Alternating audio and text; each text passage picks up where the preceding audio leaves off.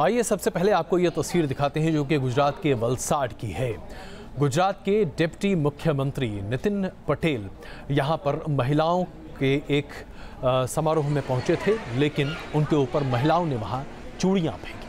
मौका था Valsad municipal hospital के उद्घाटन का, जहां खुद उप मुख्यमंत्री पहुंचे थे, लेकिन अफरा तफरी मच गई और फिर वलसाड म्यूनिसिपल कॉरपोरेशन की एक महिला सदस्य ने भ्रष्टाचार का आरोप लगाते हुए उप मुख्यमंत्री के ऊपर चूड़ियां फेंकी। महिला वलसाड नगर पालिका प्रमुख पर भ्रष्टाचार का आरोप ही नहीं लगा रही थी, बल्कि मौके पर मौजूद सुरक्षा बलों ने महिलाओं को फिर काबू में किया, हिरासत में लिया और फिर उन्हें जगह से आगे भी निकाला। ये तस्वीरें जो आप देख रहे हैं स्क्रीन पर, चूड़ियां फेंकने का ये मामला अपने आप में सुर्खियां बटोर रहा है। इसके साथ साथ एक और वीडियो आपको दिखा रहे हैं जो मेरठ का है, जहां कुछ महिलाओं ने अपने जेठ की धुनाई जबरदस्त तरीके से की। बीच सड़क पर महिलाओं ने अपने जेठ को लात और जूतों से मारना शुरू किया। पूरा का पूरा मामला दरअसल संपत्ति विवाद का है और घरेलू हिंसा का भी। महिला का दावा है कि कुछ दिनों पहले वो अपने मायके गई थी, जिसके बाद उसके जेठ ने प्रॉपर्टी हथियाने के इरादे से उसके घर पर ताला मारकर कब्जा जमा लिया और इसके बाद गुस्साई महिला मेरठ पहुंची और वहां अन्य महिलाओं के साथ अपनी जेठ की जो आवभगत उसने की, ये अभी आप अपने स्क्रीन पर देख रहे हैं।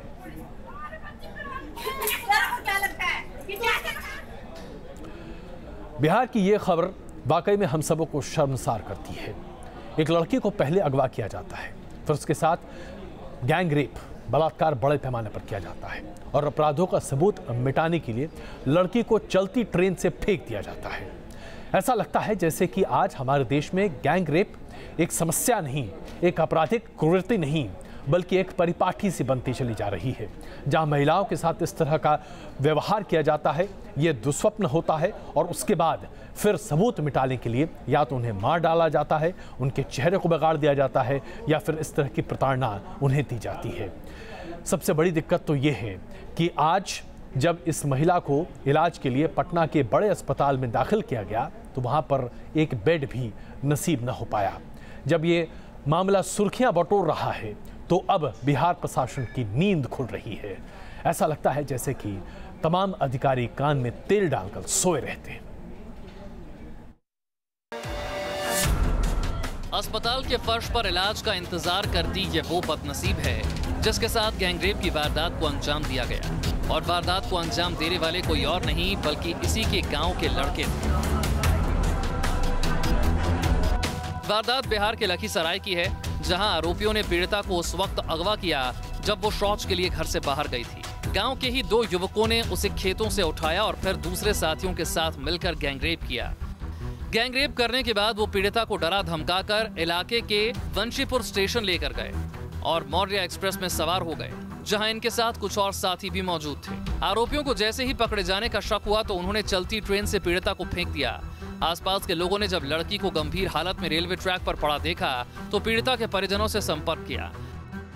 आनन फानन में इलाज के लिए जब इस पीड़िता को पटना के पीएमसीएच लाया गया तो इस बदनसीब को इलाज के लिए बेड तक नसीब नहीं हुआ। घंटों तक पीड़िता अस्पताल के फर्श पर पड़ी रही। में उस समय बेड नहीं था और उसको मैट्रेस बिछा के उसका इलाज प्रारंभ कर दिया गया और जैसे ही बेड खाली हुआ बेड उसको उपलब्ध करवाया गया। बाकी प्रिंसिपल पीएमसीएच से हमने इसके बारे में रिपोर्ट मांगी है। अगर किसी के द्वारा उसके इलाज में कोताही की गई होगी तो उसके खिलाफ कार्रवाई की जाएगी। अभी हमारी इंस्ट्रक्शन है कि उसका इलाज फ्री में किया जाएगा, फ्री में इलाज हो रहा है। मुख्यमंत्री नीतीश कुमार अब दोषियों के खिलाफ कड़ी कार्रवाई की बात कर रहे हैं। यहाँ से सख्त रूप से कहा गया है कि ये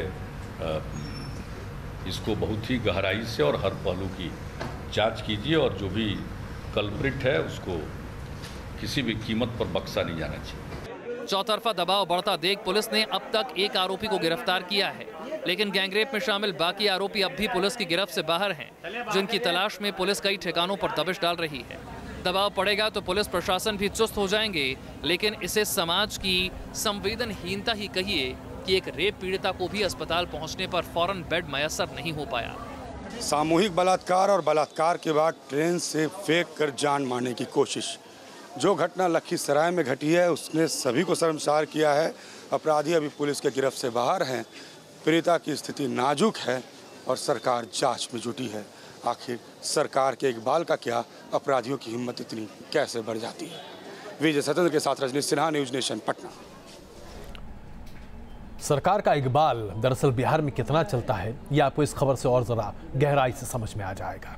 जहां पर मुख्यमंत्री ये कहते हैं कि आरोपियों को किसी भी कीमत पर बख्शा नहीं जाना चाहिए, वहीं खगड़िया में एक लड़की के साथ बलात्कार करने की कोशिश की गई और उसके बाद फिर बलात्कार हुई और अंततः उस लड़की पर मिट्टी का तेल डालकर आग के हवाले उसने कर दिया गया। लड़की बुरे तरीके से झुलस गई इस वारदात में और इलाज के दौरान उस लड़की की मृत्यु हो गई। मौत से पहले पुलिस ने पीड़िता का बयान दर्ज किया और उसके आधार पर कार्रवाई भी की गई है।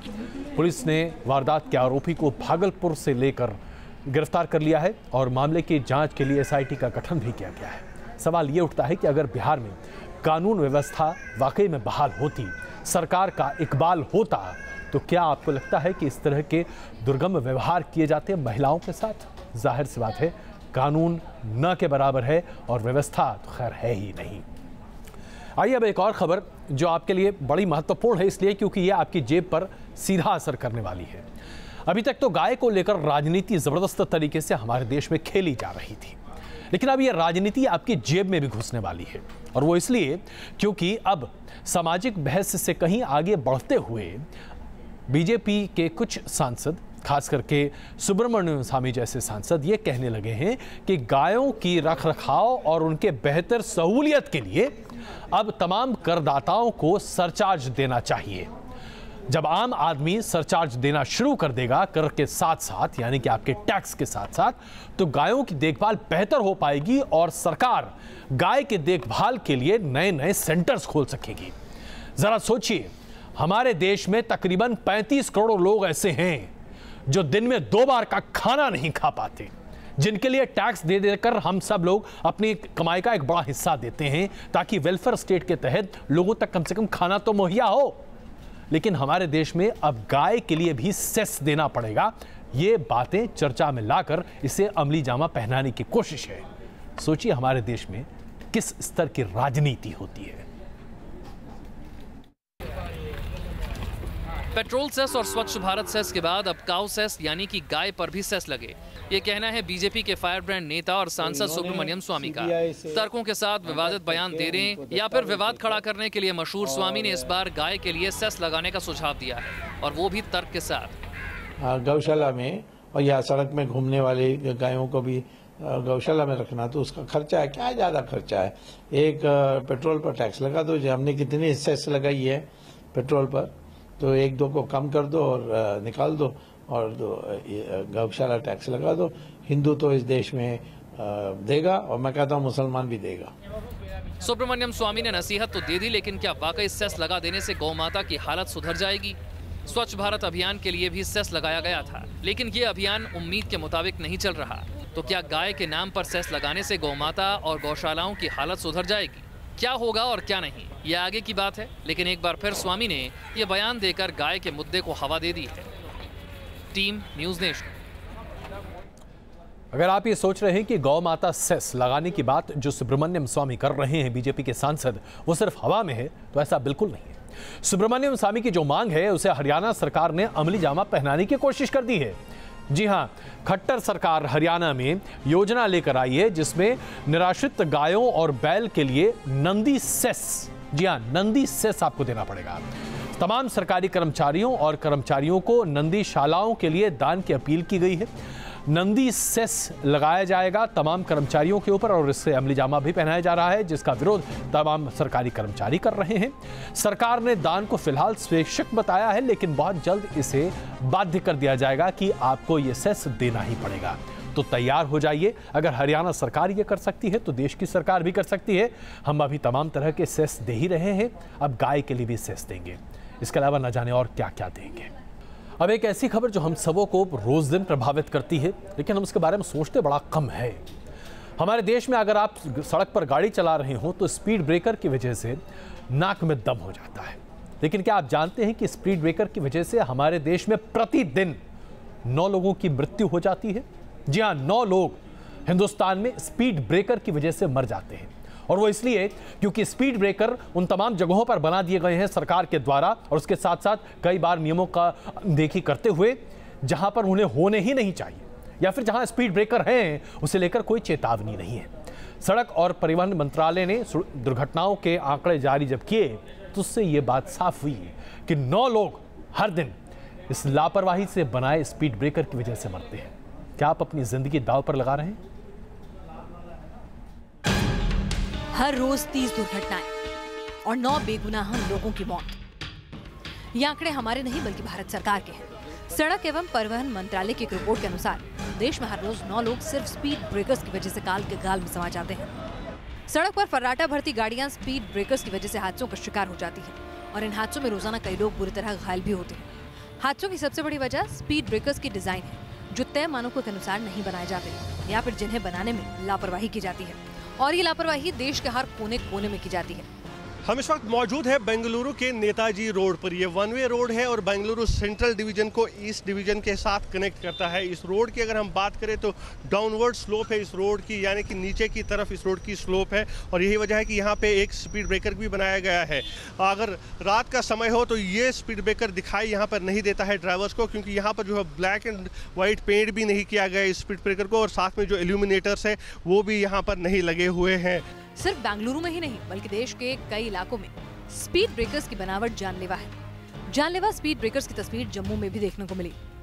स्पीड ब्रेकर को लेकर जिस तरह के तथ्य सामने आए हैं वो कहीं ना कहीं हैरान करने वाले हैं, और जम्मू का नज़ारा भी अलग नहीं है। हम आपको दिखा देते हैं। इस समय हम जम्मू यूनिवर्सिटी में जो रोड है वहाँ पर मौजूद है। ये बाहर की रोड है, और बनावट की बात करें तो आप साफ देख सकते हैं कि कहीं ना कहीं ये स्पीड ब्रेकर जो हैं वो बिना डिज़ाइन के, बिना किसी यहाँ पर इंजीनियरिंग के यहाँ पे बना दिए गए हैं। और कहीं ये स्पीड ब्रेकर जो हैं वो थोड़े ऊंचे हैं और कहीं ये स्पीड ब्रेकर जो हैं वो थोड़े नीचे हैं। IRC के मुताबिक स्पीड ब्रेकर की ऊंचाई 10 सेंटीमीटर, लंबाई 3.5 मीटर और वृत्ताकार क्षेत्र यानी कर्वेचर रेडियस 17 मीटर होना चाहिए। साथ ही ड्राइवर को सचेत करने के लिए स्पीड ब्रेकर आने से 40 मीटर पहले एक चेतावनी बोर्ड लगा होना चाहिए। स्पीड ब्रेकर पर थर्मोप्लास्टिक पेंट से पट्टियां बनाई जानी चाहिए ताकि रात के समय ये ड्राइवरों की नजरों से चूके नहीं। CRRI के मुताबिक फास्ट रोड पर ब्रेकर से 100 मीटर पहले साइन बोर्ड लगा होना चाहिए। सड़क नियमों का पालन अगर सख्ती से किया जाए तो हादसों को समय रहते टाला जा सकता है, लेकिन देश के हर कोने में स्पीड ब्रेकर्स का ऐसा मकड़जाल फैला है जो सरकारी नियमों की धज्जियां उड़ा रहा है और जानलेवा हादसों की वजह बन रहा है।